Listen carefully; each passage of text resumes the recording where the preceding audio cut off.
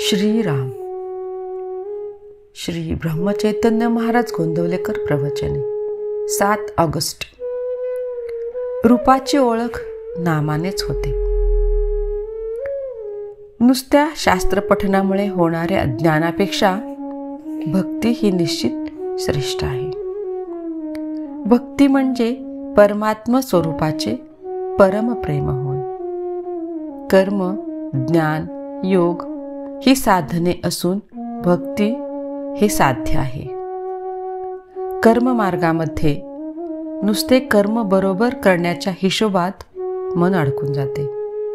म्हणून नुसता कर्ममार्गी कर्मठ आणि जड बनतो आणि त्याला भगवंताचा विसर पडतो. योगामध्ये वृत्तींना आवरून धरण्याची खटपट करावी लागते. वृत्ती शांत झाल्या म्हणजे मन शून्याकार होते. वृत्ती आवरणाऱ्याला भगवंताचे प्रेम असेलच असे सांगता येत नाही. ज्ञानमार्गामध्ये आत्मानात्मविचाराला प्राधान्य असल्याने तिथे बुद्धीच्या सामर्थ्यावर फार भर असतो. पण मायेचा जोर फार विलक्षण असल्यामुळे साधकाला ती केव्हा फसविल याचा नेम नसतो. ज्ञानमार्ग फार कठीण. ज्ञानमार्गी माणसाला अभिमानाची बाधा लवकर येते.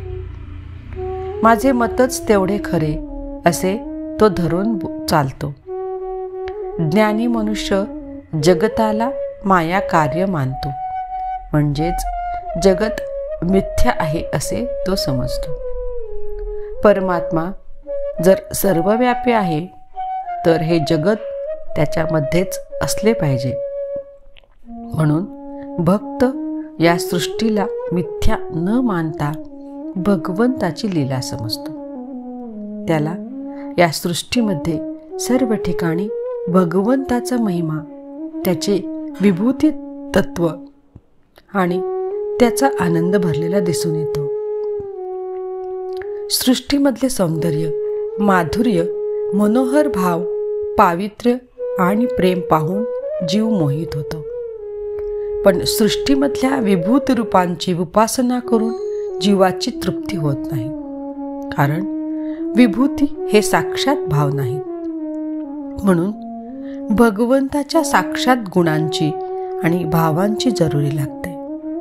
त्यांच्या प्राप्तीने जीवाची तृप्ती होते. मात्र सौंदर्याने आणि माधुर्याने भरलेले हे भगवंताचेच रूप आहे हे समजायला त्याला भगवंताचे नाम देणे जरूर आहे. कारण त्या रूपाला भगवंताचे नाम दिले नसेल तर ते रूप मायावी राक्षसाचे देखील ठरेल. कुंभाराने एकाच मातीपासून अनेक प्रकारची भांडी तयार केली. प्रत्येक भांड्यात मातीशिवाय दुसरे काहीच नाही, तरी प्रत्येक भांड्याचे नाव निराळे.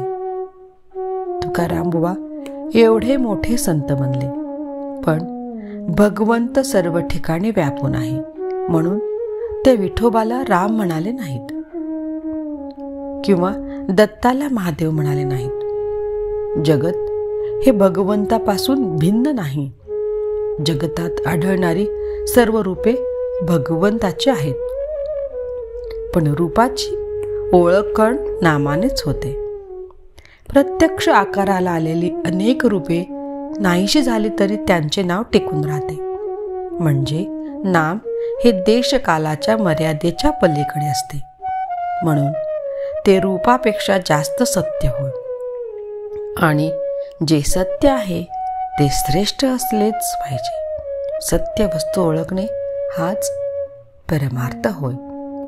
जय जय श्रीराम. महाराजांचा आजचा विचार. भगवंताची रूपे जेथून येतात तेथे नामाचे वास्तव्य आहे. भगवंताची रूपे जेथून येतात तेथे नामाचे वास्तव्य आहे. जय जय श्रीराम.